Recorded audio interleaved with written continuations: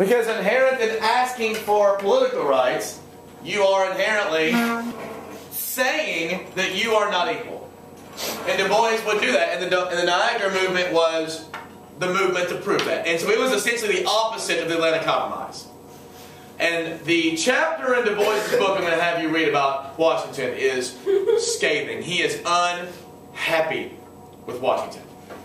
Du Bois, along with Jane Addams, John Dewey, several white people, several African Americans, established the NAACP in 1909. This is in reaction to a lot of race riots that were going on.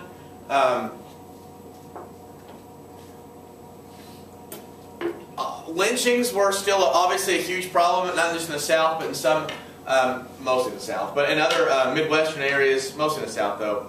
And a woman named Ida B. Wells, again, a progressive woman, educated, starts an anti-lynching campaign, and the Anti-Lynching Society exposed these lynchings for what they were, and because of the exposure, because of her writing and because of her activism, lynchings did decrease almost 25% during the Progressive era.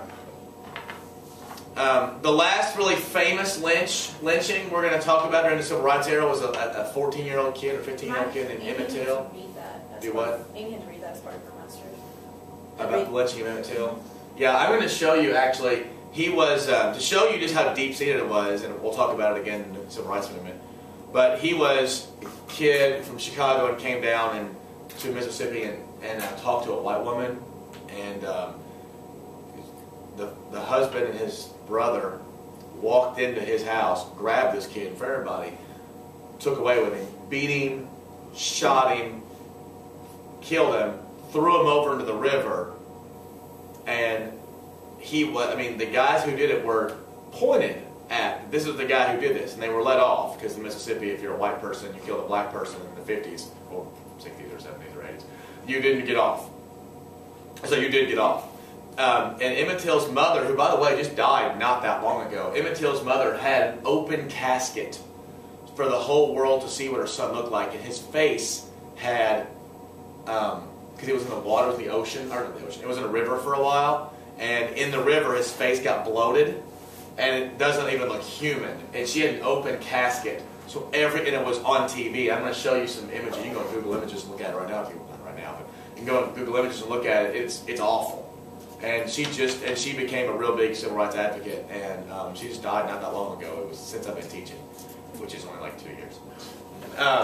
So the lynchings, like, did people just like she exposed all this terribleness and like did states pass laws and like local government pass laws to? Yeah, they really did. And northern states were obviously more active in passing more progressive legislation than southern states. One, because southern states knew what was going on. I think one thing you understand is that a lot of the civil rights movement, one reason why the civil rights movement was so successful was they were a lot smarter than the rednecks they were going up against, especially the leadership. And what they did was they used TV to their advantage.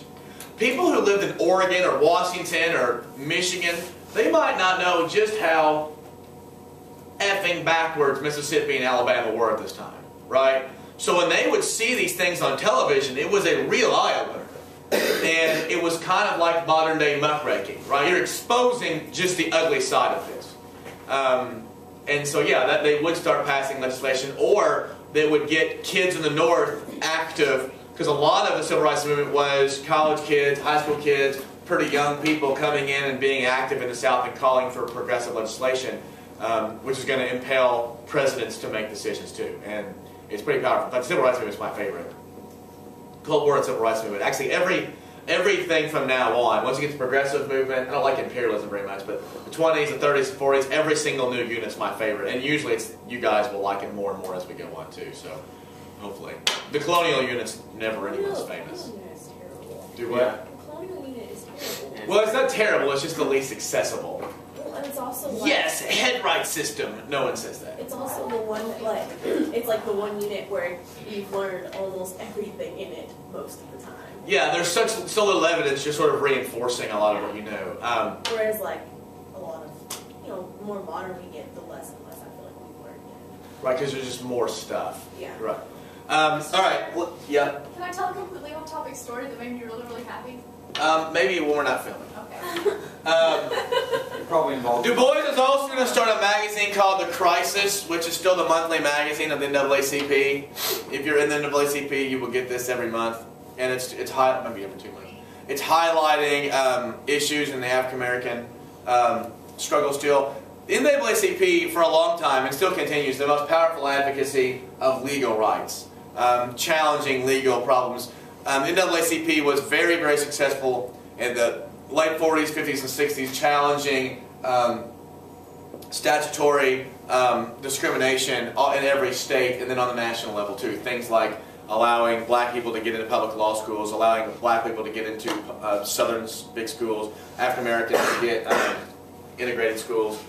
And the results were mixed. The results were a lot of African Americans did achieve better, some more success. Du Bois was important also as the first African American to get a PhD from Harvard. I told you that before, I think, didn't I? So while there is some movement, one of the problems with this is Wilson, because Wilson, as we talked about, was significantly racist, and a lot of the things that Roosevelt had done by opening up jobs in the federal government to African Americans, Wilson pushed them out. And so, with the Civil Rights Movement, much like the Women's Rights Movement, really like any kind of movement for rights, it's 2 steps forward and 1.5 steps back.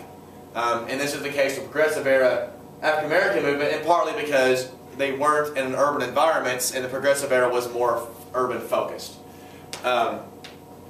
At least when it came to economic rights. Democratic rights were more spread out, I guess.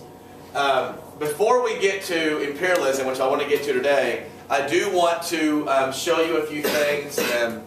So while I'm setting this up, Hannah, you can